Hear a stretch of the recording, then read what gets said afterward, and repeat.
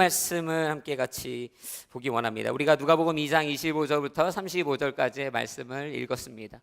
이 내용을 통해서 예수 그리스도가 누구신지, 우리에게 어떤 의미가 있으며 어떠한 목적을 가지고 이 땅에 오셨는지 함께 나눠보기 원하는 것이죠. 제가 운동을 좋아는 합니다. 잘 하는 것도 있고 제 생각에 잘 못하는 운동도 많이 있습니다. 그런데 운동하는 것은 좋아하는데 보는 것은 별로 좋아하지 않아요. 그냥 차라리 하는 게 더 나은 것 같아요. 그럼에도 불구하고 좋아하는 운동 선수들이 있습니다. 누가 있을까요? 제가 뭐 잘 모르기 때문에 유명한 선수를 좋아하죠. 야구하면 우리 류현진 선수, 그리고 축구하면 지금은 은퇴했지만 누가 있죠? 박지성 선수. 이런 사람들 좋아해요. 그런데 제가 이분들을 제일 좋아하느냐? 그렇진 않습니다. 제가 누굴 제일 좋아할까요? 저는 김연아 선수를 좋아합니다. 사심은 없습니다. 저는 운동선수이기 때문에 좋아하는 거예요. 2009년에 밴쿠버 올림픽을 할 때 그녀가 하늘을 날아다니는 것을 보면서 저것이 예술이다 이렇게 얘기하면서 그때부터 이 김연아 선수를 향한 운동선수를 향한 마음을 품었던 것 같아요. 너무 이쁜 것이죠. 그래서 한번 이러한 가정을 해보고 싶은 거예요. 제가 속마음을 방금 얘기했군요. 이런 가정을 한번 얘기해 보려고 합니다. 만약에 김연아 선수가 우리 교회에 있었다고 생각해 보세요. 그래서 제가 이렇게 김연아 선수에게 가서 얘기하는 겁니다. 연아야, 벌써 너무 좋잖아요. 연아야, 너무 좋아하면 안 되는데 우리 이번에 단기 선교 가야지. 이번에 단기 선교 팀이 있는데 좀 같이 가지 않겠어? 네가 유명하기 때문에 네가 이러는 업적도 많고 가면 사람들이 좋아할 거야. 이미 팀이 가려고 준비되어 있으니까 너도 같이 가자. 김연아 선수가 그럴까요? 이렇게 하는 거예요. 그래서 때는 이때다 확 잡아서 우리 이번에 꼭 가야 돼. 선교 가서 너가 가진 그 어떤 유명세도 있고 이런 거 있으니까 물론 우리가 가도 좋아하지만 너가 가면 더 좋아할 거야. 그래서 가자고 한 거예요. 그래서 어디로 갑니까? 아프리카 오지로 데리고 가는 거예요. 그래서 아프리카 오지에 딱 도착했습니다. 그리고 나서 도착할 때 벌써 모든 팀도 그렇고 다 기대하는 거예요. 이제 내려가면 선교팀이니까 기대도 하게요, 환대도 해주겠지만 김연아 선수가 오니까 놀라운 환대가 있을 거다. 그리고 비행기에서 내려서 나갔는데 아무도 환대를 하지 않는 거예요. 우리를 맞이하는 팀이 와서 누가 목사냐고 묻는 거예요. 그러더니 제가 정영환 목사입니다. 그랬더니 반갑다고 저를 환영하는 거예요. 제 옆에 김연아 선수가 있는데 김연아 선수에게는 그냥 안녕하십니까 하는 거예요. 왜 그렇죠? 몰랐던 거예요. 김연아 선수 모르는 거예요. 아프리카에서 동계올림픽을 본 적이 없었던 거죠. 그녀가 누구인지조차 모르는 겁니다. 이 나라 사람들이 김연아 선수를 모르는 거예요. 본 적이 없는 거예요. 그렇다고 해서 김연아 선수가 김연아 선수가 아닌가요? 이 김연아 선수가 금메달 딴 것이 금메달 딴 것이 아닌 것이 되나요? 그렇지 않는 거잖아요. 그죠? 김연아 선수가 내렸는데 아무도 못 알아보니까 설명을 해야 되는 거예요. 설명을 해줘야겠다. 그래서 이 김연아 선수가 같이 왔는데 이분이 되게 유명하신 분입니다. 우리나라에서도 너무 유명하고 다른 나라에서도 너무 유명하신 분인데 여러분이 함께 데리고 왔는데 한번 소개시켜 줄게요. 이분이 누구냐면 얼음에서 하는 운동이 있어요. 이렇게 설명하니까 얼음이 뭐죠? 이렇게 물어보는 거예요. 얼음이 뭐예요? 그래서 얼음은요 날씨가 추워지면 날씨가 추운 건 뭐죠? 이렇게 물어보는 거예요. 그게 이렇게 좀 막 춥고 하여튼 물이 딱딱해지면 그랬더니 뭐 그럴 수 있냐고. 일단 그럴 수 있다고 가정하시라고. 그런 게 있다고. 그러면서 물이 딱딱해지면 그 위에 칼날 같은 거 위에 신발을 해가지고 얹어 신고 막 춤을 춘다고 설명을 한 거예요. 춤을 막 춰요. 그랬더니 무당이군요 얘기하는 거예요. 왜 자기들은 막 칼 위에 서가지고 춤추는 건 무당밖에 본 적이 없기 때문에 이해를 못하는 거예요. 무당이 아닙니다. 유명한 선수예요. 정말 이 사람은요 세상에 많은 사람들이 알고 있고 찬양하는 그런 선수입니다. 아무리 설명해 줘도 못 알아듣는 거예요. 얼음이 뭔지, 추운 건 뭔지, 얼음 위에서 춤을 추는 건 뭔지. 여러분, 그렇다고 해서 김연아 선수가 피겨스케이팅 선수가 아닌가요? 이 아프리카 사람들이 김연아 선수가 피겨스케이팅 하는 걸 모른다고 해서 피겨스케이팅 하는 이 김연아 선수의 정체성이 바뀌나요? 거짓인가요? 그렇지 않은 거예요. 그들이 몰랐을 뿐이지, 그들이 이해하지 못했을 뿐이지 여전히 김연아 선수는 김연아 선수고 김연아 선수가 한 일은 김연아 선수가 한 일이에요. 제가 왜 이렇게 김연아 선수 얘기를 오래 해요? 여러분, 오늘 우리가 읽은 본문에 예수 그리스도가 나옵니다. 어린 예수 그리스도가 나옵니다. 여러분, 예수 그리스도가 이 땅 가운데 오신 거예요. 그런데 문제는 아는 사람도 있는데 모르는 사람도 있더라는 거예요. 그런데 그 모르는 사람들이 예수 그리스도를 모른다고 해서 그 모르는 사람들이 예수 그리스도가 하나님의 아들이요 살아계신 그리스도라는 것을 모른다고 해서 예수 그리스도가 그리스도가 아닙니까? 아니라는 거예요. 이들이 예수 그리스도를 이해하지 못하는 거예요. 세상이 예수 그리스도를 이해하지 못해요. 하나님이 신이 인간의 몸을 입고 이 땅에 오셨다는 거예요. 그게 뭐냐고. 나는 이해할 수 없다고. 여러분, 이해할 수 없다고 예수 그리스도께서 이 땅에 오신 것이 거짓입니까? 그렇지 않다라는 거예요. 요한복음 1장 10절 11절 말씀이 혹시 준비되어 있나요? 한번 같이 읽겠습니다. 시작. 그분이 세상에 계셨고 그분이 세상을 지으셨지만 세상은 그분을 알아보지 못했습니다. 그분이 자기 땅에 오셨지만 그분의 백성들이 그분을 받아들이지 않았습니다. 우리 안에서도 예수 그리스도를 모르는 사람이 있을 수 있습니다. 우리 안에서 예수 그리스도를 알지만 믿지 않는 사람이 있을 수도 있습니다. 우리 안에 예수 그리스도를 믿는다 하면서도 예수 그리스도의 발걸음을 쫓아가는 삶을 살지 않고 있는 사람이 있을 수 있습니다. 그러므로 오늘 이 말씀을 우리가 함께 나누는 것이 중요합니다. 예수 그리스도는요 살아계신 하나님의 아들이십니다. 여러분이 알든 여러분이 모르든 예수 그리스도는요 십자가에서 못 박혀 피 흘려 죽으심으로 전 인류를 믿는 모든 자를 구원하셨던 그리고 구원하실 분이십니다. 아멘. 그러므로 오늘 말씀 이후에 하나님을 예수 그리스도를 알지 못했다면 예수 그리스도를 알게 되시기를 소망합니다. 예수 그리스도를 알게 됐다면 믿게 되시기를 주님의 이름으로 축복합니다. 믿게 됐다면 이 크리스마스 시즌에 하나님 선물 주세요 하는 게 아니라 예수 그리스도와 같이 보냄받아서 하나님의 사명을 감당하는 자들 되기를 소망합니다. 그래서 오늘 그러면 본문은 예수 그리스도가 누구라고 말하고 있는가 함께 나누기 원하는 것이죠. 우리 2장 25절 한번 같이 읽어보겠습니다. 2장 25절 같이 읽습니다. 시작. 당시 예루살렘에는 시므온이라는 사람이 있었습니다. 이 사람은 의롭고 경건한 사람으로 하나님께서 이스라엘을 위로하실 날을 손꼽아 기다리고 있었습니다. 그리고 성령께서 시므온에게 머물러 계셨습니다. 아멘. 이제 예수님이 오실 건데 오늘 성경 2장 25절에 말하는 것은 어때요? 이스라엘을 위로하실 날이라고 표현해요. 그 누군가가 올 건데 그 사람이 누군지는 모르지만 그분이 오면 이스라엘이 위로를 받는 것이다 라는 것이죠. 그러면 예수는 누구입니까? 예수님은 위로하시는 왕입니다. 아멘이십니까? 예수 그리스도는 위대한 왕이십니다. 위로하시는 왕이십니다. 제가 많은 분들이 알고 계시지만 늦게 군대 갔잖아요. 30살에 군대 가서 막 훈련 받잖아요. 너무 힘든 거예요. 당이 떨어지죠. 왜냐하면 체력은 계속 소모되는데 먹는 건 없고 그래서 극도로 날카로운 신경을 갖게 되죠. 그런데 훈련마다 쉬는 시간이 있습니다. 각계 전투를 했어요. 그래서 10살 어린 친구들과 같이 뛰면서 훈련은 전투다 각계 전투 이렇게 쫓아가는 거예요. 그리고 나서 한참 지쳐가지고 있는데 때마침 조교가 쉬라는 거예요. 할렐루야, 하나님을 찬양했죠. 그리고 앉았어요. 그리고 나서 쉬고 있는데 갑자기 사라졌던 조교가 돌아오는 거예요. 돌아오는데 그가 돌아오면서 훈련병들이 이렇게 앞에 앉아있는데 주머니에서 뭘 꺼내는데 노란색 병이었어요. 이게 뭐죠? 오렌지 주스. 오렌지 주스를 먹을 수 있다니.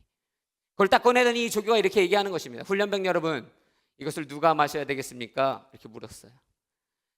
모든 아이들이, 저뿐만 아니라 모든 우리 이 병사들이요, 단 거에 되게 집착해 있습니다. 자기가 좋아했던 좋아하지 않던 이 체력을 많이 썼기 때문에 그것을 먹으면 살아날 수 있을 거라는 이 믿음이 있어요. 그래서 막 술렁술렁 거리기 시작하는 거예요. 내가 저것을 먹어야 된다라는. 그런데 갑자기 물어봤던 그 조교가 훈련병들 조용히 합니다 이렇게 얘기하는 거예요. 정말 나쁜 사람이에요.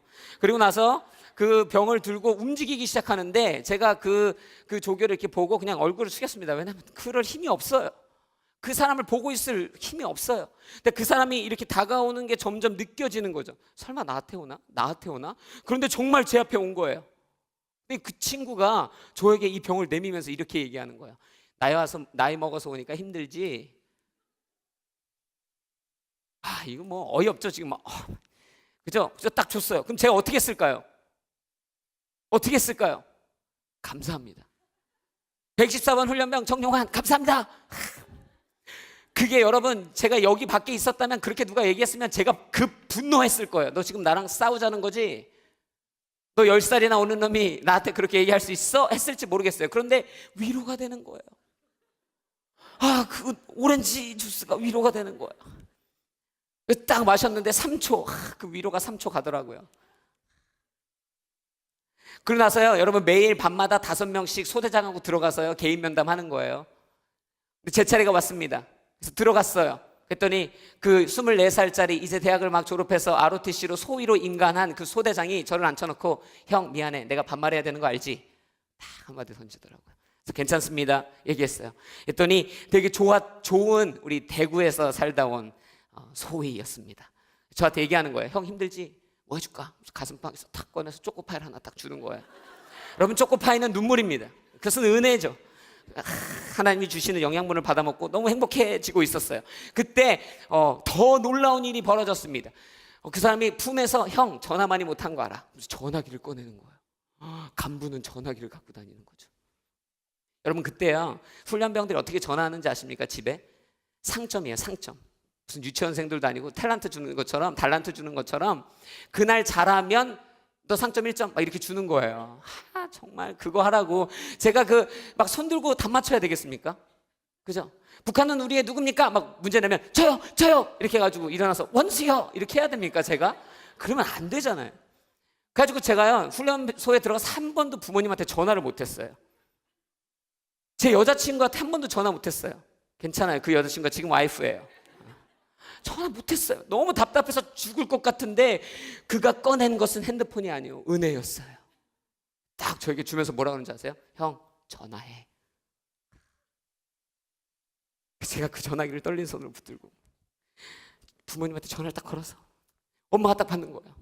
다 뭐라 그래요?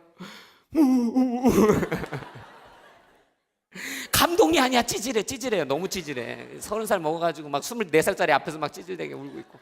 그러나 저는 뭐 했어요? 위로받았어요. 너무나 위로받았어요. 한 3분 정도 통화했거든요. 정말 놀라운 위로가 있었죠. 3분 가더라고요. 그리고 마지막 5주가 끝나고 이제 훈련병에서 뭐가 됩니까? 2등병이 되는 거예요. 딱 서 있고 훈련하고 막 4시간 동안 인사하는 거 연습하고 엄청나게 분노와 있는 마음으로 이 행사가 빨리 끝나기를. 그런데 이미 제 앞에 이 연병장에 많은 가족들이 와 있는 거예요. 그 중에 분명히 우리 가족도 있는 것이죠. 그래서 한 40분 정도 되는 그 연례 행사가 끝나면서 마지막이 딱 끝나니까 방송이 나오는데 부모님들 들어가실 때 받으셨던 2등병 딱지를 자기 아들을 찾아가서 붙여줍니다. 이렇게 얘기하더라고요. 그랬더니 막 웅성웅성하면서 막 연병장에 있었던 부모들이 안으로 들어오기 시작하는 거예요. 이렇게 서 있는데 그래서 저도 어머니가 어디 있나, 어머니가 어디 계신가 막 쳐다보고 있었어요. 그런데 저기서 아주 자그마한 우리 어머니가 걸어오시는 거예요. 어머니 충성! 그렇게 하지 못했습니다. 엄마. 군대가 저를 울게 하더라고요. 울음이 그렇게 많은 사람 아니었던 것 같은데 어머니가 오셨어요. 왜 우냐고 그러면서 저에게 한마디 던지시는데 그게 그렇게 큰 위로가 되는 거예요. 왜 이렇게 우리 아들 살 빠졌냐는 거예요. 나를 알아보시는구나 우리 어머니가. 그렇게 내가 살 빠졌지. 그때 옆에 있었던 여자친구가 저에게 이렇게 얘기했습니다. 오빠 왜 이렇게 못생겨졌어? 그게 지금의 아내입니다. 그게 너무 위로가 되는 거예요. 제가 우스갯소리로 얘기했지만 그 위로조차도 오래가지는 못하더라는 거예요. 여러분, 예수님이 이 땅에 왜 오셨습니까? 위로로 오셨다는 거예요. 여러분, 제가 군대 그 이후에서도 계속 하나님이 저를 위로해 주시는 순간들이 있었어요. 고통 가운데 고난 가운데 주님께서 찾아오셔서 나를 만져주시고 내 입술로 고백하게 하시면서 이런 찬양을 고백하게 하셨어요. 제가 하나님이 이렇게 고백하게 하셨어요. 간단한 단어인데 주가 당신의 눈물, 주가 당신의 소망 들어주시네 어서 나오라. 그가 당신의 눈물, 그가 당신의 소망 들어주시네 어서 나오라. 아침에 막 이 보초를 밤새 2시간씩 이렇게 조금씩 쓰잖아요. 너무 슬프고 너무 괴로운데 하나님이 이 노래를 주시는 거예요. 내 눈물, 내 고통, 내 상처, 내 아픔 주가 들어주사 날 인도해. 그가 내 눈물 닦아주시네. 내 눈물, 내 고통, 내 상처, 내 아픔 주가 들어주사 날 새롭게 해, 날 새롭게 해, 날 새롭게 해, 날 새롭게 해. 주가 날 새롭게 해. 아멘. 여러분, 주님께서 우리를 위로하신다는 거예요. 제가 이 찬양을 부르면서 얼마나 그 새벽에 은혜를 받았는지 몰라요. 여러분, 주님을 만나면 위로가 있습니다. 주님을 만나면 세상에서 줄 수 없는 위로가 있는 거예요. 그러므로 여러분, 이 시즌에 다시 한번 주님에게 나아가십시오.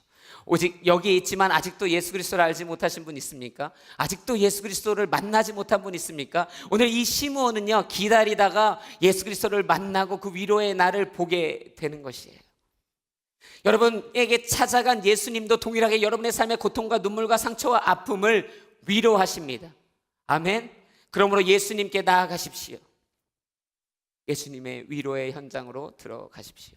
그리고 이미 예수님을 만나 위로를 받으셨다면 어떻게 하셔야 됩니까? 나가서 위로하십시오. 여러분, 주변에 가서 위로하십시오. 긍휼사에게 가서 남녀노소를 불문하고 아픔 가운데 고통 가운데 있는 사람들을 여러분이 받은 이 위로의 마음으로 위로하십시오.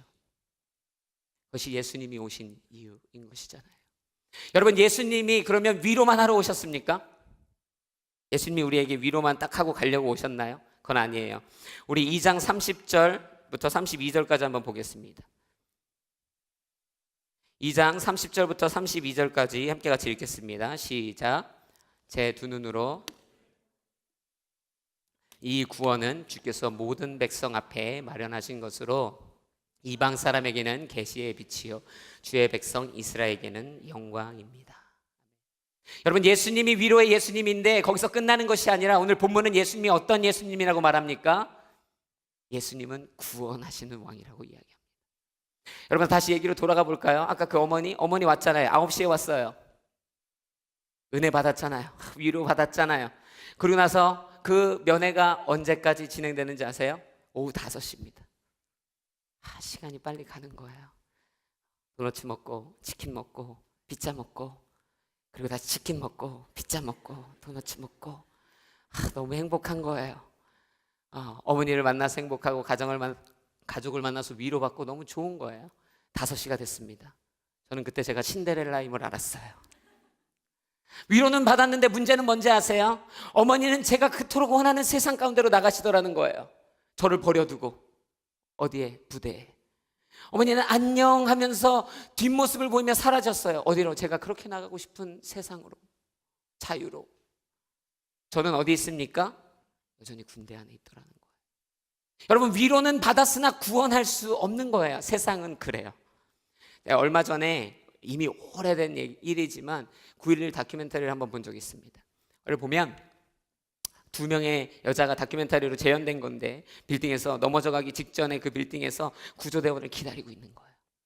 막 무서움을 떨면서 두려움에 떨면서 기다리고 있는데 문이 막 부서지는 소리가 들리더니 팍 문이 깨지면서 열렸는데 누가 들어왔어요? 구조대원이 들어왔어요. 그 구조대원을 보자마자 이 2명의 여자가 감사합니다, 고맙습니다, thank God 막 하면서 그 사람들한테 고맙다고 얘기해요. 근데 제가 그 장면을 보면서 생각한 것이 있습니다. 무엇이죠? 그럼에도 불구하고 그들은 여전히 무너지기 직전에 빌딩 안에 있는 것이에요. 여러분, 위로받을 수 있어요. 세상이 우리를 위로합니다. 그러나 구원할 수 없는 것이에요. 그들이 영원히 우리를 구원할 수 없습니다. 요한복음 8장 10절부터 11절 말씀 함께 같이 보도록 하겠습니다. 요한복음 8장 10절부터 11절 같이 읽습니다. 시작.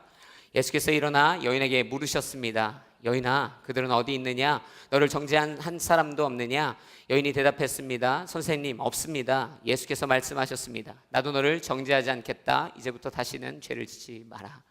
아멘. 유명한 이야기입니다. 한 여인이 간음을 했어요. 그런데 그 현장에서 잡혔는데 이 남자도 없어요. 혼자 잡혀왔어요. 그리고 많은 사람들이 예수 그리스도에게 이 여자를 어떻게 해야 하냐고, 모세의 율법을 따라 죽여야 하냐고 지금 이야기하고 있는 거예요. 죽어도 할 말 없는 이 현장에서 예수 그리스도를 이 여인이 만나게 된 것이죠. 그리고 우리가 알다시피 뭐라 그래요? 예수님이 죄 없는 자가 먼저 돌로 치라. 그랬더니 다 갔던 거예요. 다 다 돌아갔어요. 그럴 수 없었던 거예요. 그리고 오늘 이 본문 우리가 읽었던 말씀이 들려지는 거예요. 예수께서 여인에게 여인아 너를 정죄하던 그 사람들이 어디 있느냐 그랬더니 여인이 대답하는 거예요. 선생님 없습니다. 한 명도 없습니다. 그랬더니 예수님이 이렇게 말씀하시는 거예요. 나도 너를 정죄하지 아니하노니 너는 가서. 여러분 이 글에 하나님의 예수 그리스도의 위로와 구원이 있잖아요. 이때까지 정죄받고 이때까지 고난받고 이때까지 눈물 가운데 이때까지 사랑받지 못하고 살아갔던 이 여인에게 예수 그리스도가 하시는 말씀은 나도 너를 정죄하지 아니하노니 내 딸아 내가 너를 정죄하지 아니한다. 그녀에게 위로 주시며 너는 가서. 다시 말하면 그 여자는 죽지 않았다는 거예요. 구원을 받았다는 것입니다. 믿으세요? 여러분 예수 그리스도를 만나면요 여러분 위로받는 것에서 그치는 것이 아니라 구원을 받게 되는 것입니다. 누가복음 23장 후반의 내용을 보면요 거기 또 예수님과 함께 십자가 못 박힌 두 명의 사람들도 나옵니다. 그 사람들도 마찬가지예요. 한쪽에 있는 사람은 당신이 정말 하나님의 아들이거든 우리를 구원하라 이야기하죠. 그랬더니 반대편에 있는 사람이 이야기합니다. 이 사람은 우리와 같이 죄 있는 사람이 아니다. 무슨 소리 하고 있느냐? 그러면서 예수님에게 얘기하는 거예요. 예수여 당신이 죽어서 천국에 들어가실 때 나를 기억하여 주소서. 그가 위로를 누리게 되는 거예요. 구원을 받게 되는 거예요. 이 얘기를 듣고 누군가는 이렇게 생각할 수 있습니다. 세상에 위로와 구원이 있습니다. 이렇게 얘기할지 몰라요. 세상에서 위로도 주고 구원도 해주는 사람 있습니다. 장발장 이야기 같은 거 봐도요 구원도 해주고 위로도 해주는 거예요. 그리고 우리가 실제로 세상에 살다 보면요 힘들고 어려울 때 위로받는 것뿐만 아니라 실제 구원받기도 합니다. 맞죠? 맞죠? 그러나 위로받고 구원받은 그 사람이 종국에는 어떻게 됩니까? 죽는다는 거예요. 여러분 영원한 구원이 어디에 있냐는 것이죠. 세상도 구원할 수 있습니다. 그러나 단지 우리가 살아있을 때뿐이에요. 우리의 영원한 삶을 구원해 내시는 영원한 영생을 우리에게 허락하시는 분은 누구밖에 없다고요? 예수 그리스도밖에 없습니다. 그러므로 세상도 위로하고 구원하니까 저는 그냥 세상에 있겠습니다 말할 수 없어요. 이 땅에 있을 때 여러분이 구원받고 살아가는 것 같이 느낄 수 있지만 여러분이 죽으면 그것으로 끝입니다. 그러므로 누구를 붙들어야 합니까? 예수 그리스도를 붙들어야 합니다. 여러분 이 시대가요 예수 그리스도 아닌 다른 이름을 선포하고 있어요. 예수 그리스도가 아닌 다른 구원의 이름들을 말하고 있습니다. 그것은 거짓말이에요. 사도행전 4장 12절 말씀을 함께 같이 읽기 원합니다. 네, 제가 읽어드리겠습니다. 예수 외에 다른 어느 누구에서도 구원을 받을 수 없습니다. 하나님께서 하늘 아래 우리가 구원받을 만한 다른 이름을 우리에게 주신 일이 없기 때문입니다. 성경은 정확하게 이야기합니다. 예수 그리스도의 이름 말고 다른 이름을 준 적이 없다는 거예요. 그런데 세상이 자꾸 예수 그리스도의 이름이 아닌 다른 것에 구원이 있다고 이야기합니다. 위로는 있을지 모를지언정 영원한 구원은 절대 있을 수 없습니다. 오직 예수 그리스도의 이름만이 참된 구원의 길입니다. 그럼 믿으십니까? 그러므로 여러분 세상 가운데 누가 여러분을 현혹하려 할 때에 쓰러지지 마십시오. 마태복음 1장 21절에도 주 예수 그리스도가 마리아를 통해 탄생하신 주 예수 그리스도가 너희의 죄에서 너를 구원하리라 말씀하십니다. 예수 그리스도만 구원하는 것이죠. 누군가 또 이렇게 이야기할 수 있습니다. 그렇다고 해도 저는 지금 구원이 필요하지 않습니다. 얘기할지 몰라요. 여러분 모세의 때를 기억하세요? 모세의 때는요 많은 사람들이 하나님 앞에 구원을 간구했어요. 너무 힘들었거든요. 하나님 우리를 구원하소서, 우리를 구원하소서. 그랬더니 누굴 보냈죠? 모세를 보냈습니다. 그래서 그 백성을 구원하셨어요. 여러분 이 복음서에 넘어오면서 예수가 올 때를 보면요 마치 그때와는 같지 않아요. 막 예수를 보내주세요. 우리가 힘듭니다. 어렵습니다. 그렇지 않아요. 그러나 갈라디아서 4장 12절을 보면 4장 4절을 보면 때가 참에 예수 그리스도가 여인의 몸에서 나왔다고 성경은 기록합니다. 그러니까 정확한 때에 구원이 꼭 임해야 될 그때에 하나님께서 예수 그리스도를 자신의 백성에게 보내신 것입니다.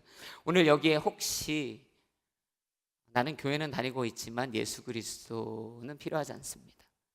나는 지금 구원이 이럴 때는 아닙니다.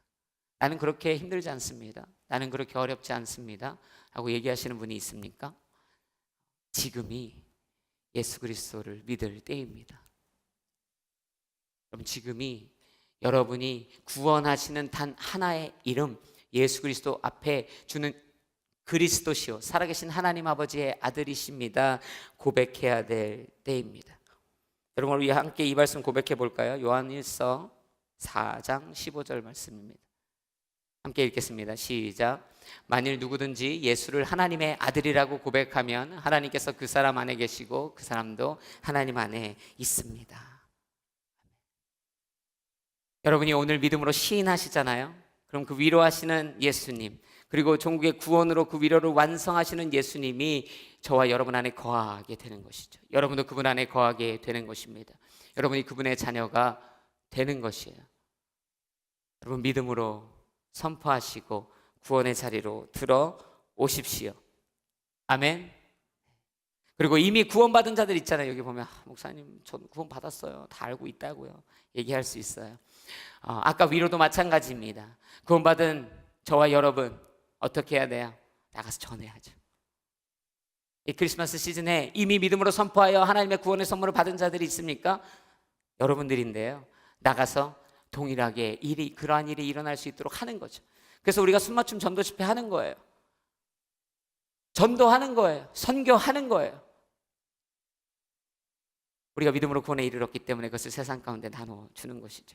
여러분 크리스마스 시즌이 그러한 시즌 되기를 주님의 이름으로 축복합니다. 나를 생각하는 것이 아니라 구원하신 예수 그리스도를 생각해서 구원을 전하는 거죠. 그럼 여기서 끝이냐? 오늘 본문은 더 이야기해 줍니다. 우리 2장 35절 한번 같이 읽겠습니다.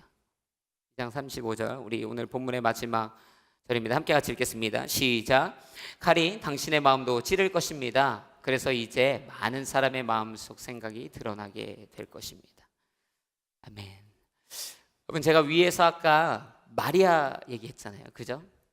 그래가지고 예수님 만나가지고 사람들이 돌로 쳐라 이렇게 되는 상황인데 예수 그리스도께 죄 없는 사람이 돌로 쳐라.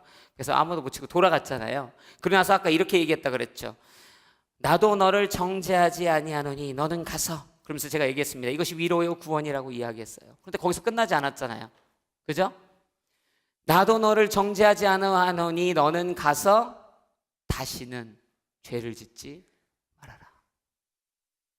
여러분 오늘 예수님이 오시면 뭐라고 써 있어요? 본문이 칼이 당신의 마음을 찌르는 것처럼 많은 사람들의 생각이 드러나는 것입니다.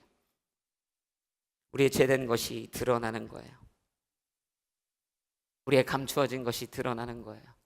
우리가 숨겼던 것이, 내가 숨겼던 것이 드러나는 거예요. 빛이 임하면 어둠이 사라지는 거예요. 내가 어둠 가운데 다 가리고 혼자 있어도 그분이 오시면 다 들키게 되어 있는 거예요. 여러분 우리 바리새인들 알잖아요. 그죠? 바리새인들이 어떤 사람이었습니까?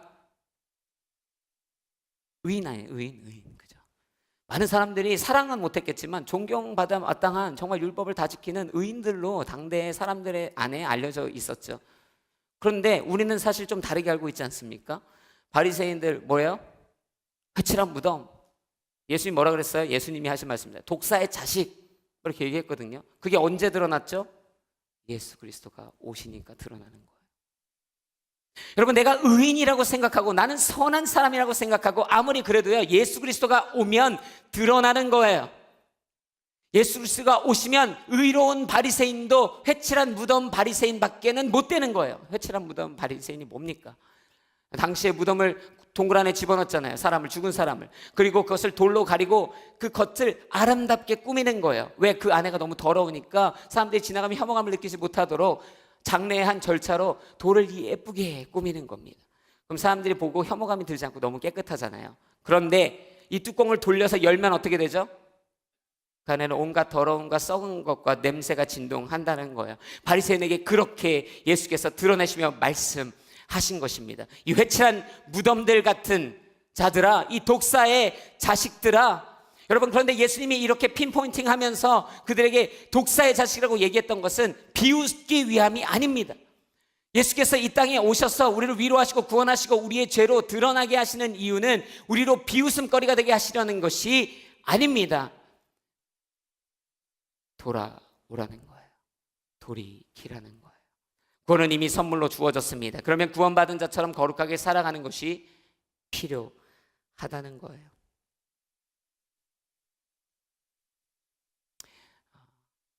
예수 그리스도가 오셔서 막 들춰내기 시작하잖아요. 막 아파요.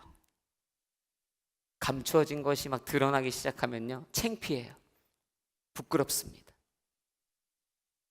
요한복음 4장 16절 18절의 말씀을 보면요, 우물가에서 예수 그리스도와 한 여인이 만나는 장면이 나오거든요. 우리 그 본문 말씀 함께 볼 수 있을까요? 요한복음 4장 16절부터 18절까지 말씀입니다. 한번 같이 읽겠습니다. 시작. 예수께서 여인에게 말씀하셨습니다. 가서 내 남편을 불러오너라. 여인이 예수께 대답했습니다. 저는 남편이 없습니다. 예수께서 여인에게 말씀하셨습니다. 내가 남편이 없다고 한 말이 맞다. 실은 전에 내게 남편이 5이나 있었고 지금 함께 사는 남자도 내 남편이 아니니 내가 지금 한 말이 맞구나. 여러분, 이 여인의 삶에 감춰지고 감추고 싶었던 한 사건, 남편이 5명이나 있었고 사랑받지 못했고 신실하고 성실한 사랑의 모습으로 살아가지 못했던 부끄러웠던 이 모습이 예수 그리스도 앞에서 드러나게 됩니다. 여러분, 이 드러남을 통해 이 여인은 치료받는 거예요. 예수 그리스도를 만난 참된 기쁨 가운데서 참된 회복을 누리는 것입니다. 여러분, 드러내야 돼요. 드러내기 싫어요. 왜죠? 창피하니까. 창피하잖아요. 극단적인 예이지만 여러분, 이렇게 제가 이렇게 여기서 설교하고 있는데 제가 만약에 코를 이렇게 후비 할 수 있을까요? 그럴 수 없을 거예요. 저 사람 뭐 하는 거야? 지금 벌써 표정이 그렇잖아요. 실제 그렇게 하진 않겠지. 하지 않겠죠. 창피하잖아요. 내 더러운 것, 내 감추고 싶은 것, 보여주고 싶지 않은 것, 드러내는 것 너무 창피해요. 싫어요. 수치스러워요. 여러분, 그리고 또 열심히 묻어놨는데, 이제껏 열심히 묻어놨는데 그거 다시 꺼내래. 번거로워요. 영적으로. 그리고 이미 내 안에 마치 양심이 화인 맞은 것처럼 이 더러워진 것이 너무 굳어져서 이제 더러워진 것조차 모르는 거죠. 그런데 예수님이 오셔서 어떻게 해요? 다 끄집어내신다는 거예요. 이제 구원해 줬으니까 거기서 머무는 것이 아니라 거룩한 삶에 이를 수 있도록 예수님이 끊임없이 우리를 부르시는 것입니다. 지금 예수님의 익스트림 메이크오버가 시작된 거예요.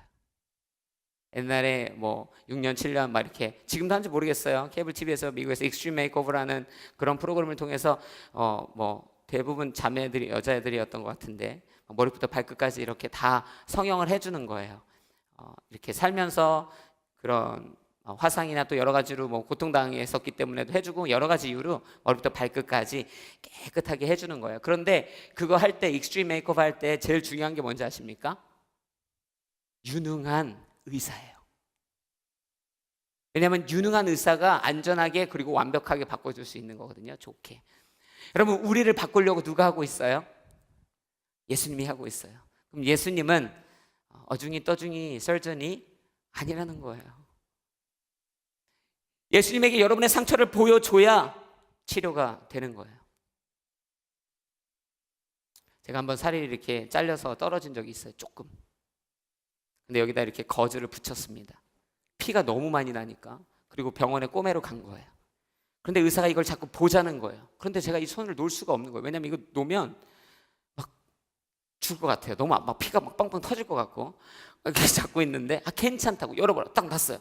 그랬더니 거즈가 딱 달라붙어 있고 피는 조금 이렇게 올라오는 거예요. 그런데요, 이 의사가 정말 나쁜 의사였어요. 별거 아니네요. 그러면서 거즈를 탁 떼는 거예요. 제가 그랬어요. 이랬어요. 너무 아픈 거예요. 근데 그 의사가 그걸 보고요, 아무런 감정의 표현이 없이 그냥 슥슥 꼬매는 거예요. 뭐 되게 조그만 상처였던 거죠. 사실 저는 그렇게 다쳐보지 않아서 몰랐던 거지만 그 의사 입장에서는 도대체 얘는 왜 이렇게 엄살이 심한 거야 했을 거예요. 여러분, 그 사람에게 그거 보여줘야 꼬매는 거예요. 내가 이거 뗄 때 아프거든요. 그래도 떼서 보여줘야 되는 거예요.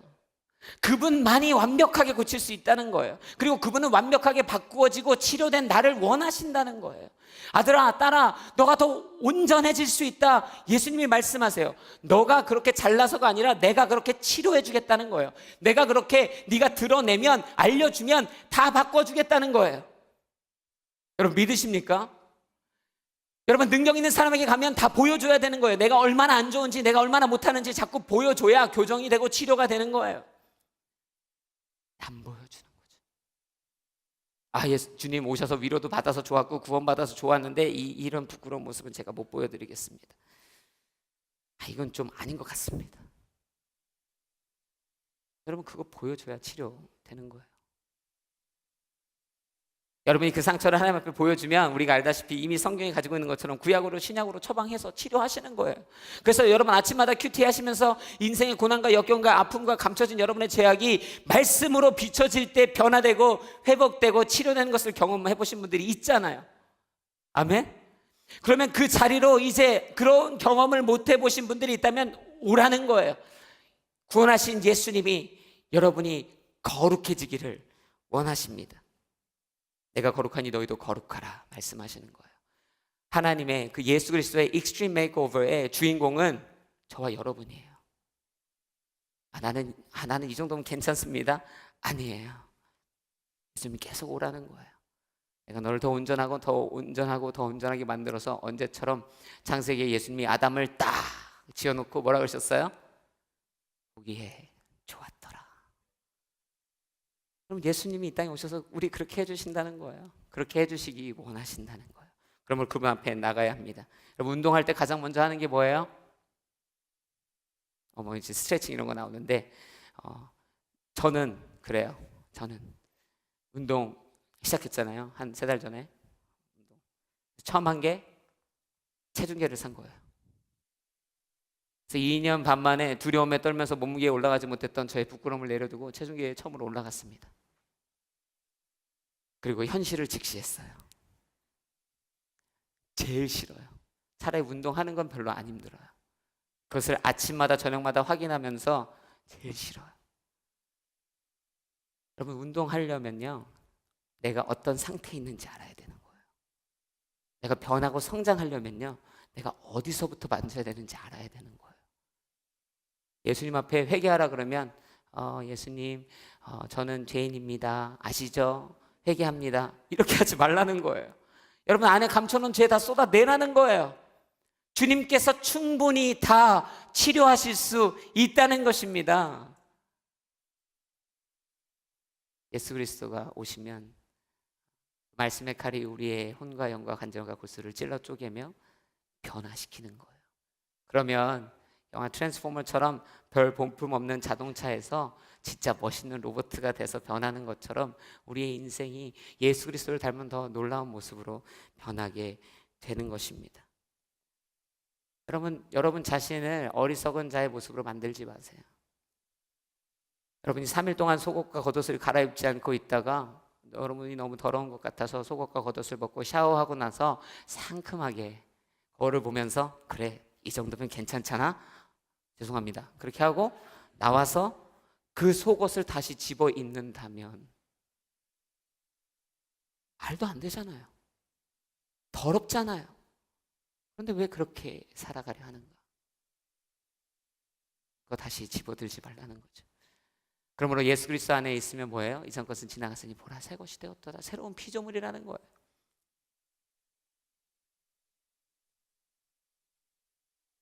우리 로마서 12장 2절 말씀 함께 같이 읽겠습니다. 함께 같이 읽습니다. 시작. 여러분은 이 세대를 본받지 말고 오직 마음을 새롭게 함으로 변화를 받아 하나님의 선하시고 기뻐하시고 온전하신 뜻이 무엇인지 분별하도록 하십시오. 그러므로 여러분, 위로받은 여러분이, 구원받은 여러분이 그 자리에 머물러 있는 것이 아니라 어떻게 예수 그리스도 앞에 나아가서 이 세대를 본받았던 모든 부분들을 내려놓고 쏟아내고 감췄던 것 있다면, 썩어진 것 있었다면, 내놓을 수 있었던 것이 아니라면 이 시간에 내려놓으시라는 거예요. 다 하나님 앞에 가져 나오십시오. 예수 그리스도 앞에 쏟아내면 그분이 오늘 치료하실 것입니다. 아멘. 그러므로 여러분, 말씀 마무리합니다. 여러분이 아직 예수를 알지 못하는 분이 있습니까? 교회에는 와 있지만, 오늘 이 자리에 앉아 있지만, 목사님 저는 예수가 누군지 모릅니다, 관심도 없습니다 했던 사람 있습니까? 오늘이 여러분이 예수님을 알아야 되는 때입니다. 그 예수님을 만나면 예수님이 여러분을 위로하십니다. 위로에서 그치는 것이 아니라 예수님의 위로는 구원으로 완성됩니다. 그러므로 오늘 믿음으로 시인하십시오. 주님, 내가 다시 한번 예수 그리스도를 믿겠습니다. 믿지 않으시는 분들 선포하십시오. 예수님이 여러분을 위해 오신 거예요. 여러분 만나려고 오신 거예요. 그리고 이미 만났고 알았다면 위로하러 나가십시오. 구원의 그 메시지를 전하러 나가십시오. 그리고 우리 모두 예수 그리스도 안에서 그 예수 그리스도를 닮은 자로 살아가기 위하여 이 겨울 시즌 예수님 오실 때 다시 한번 기억하며 살아가게 되기를 주님의 이름으로 축복합니다.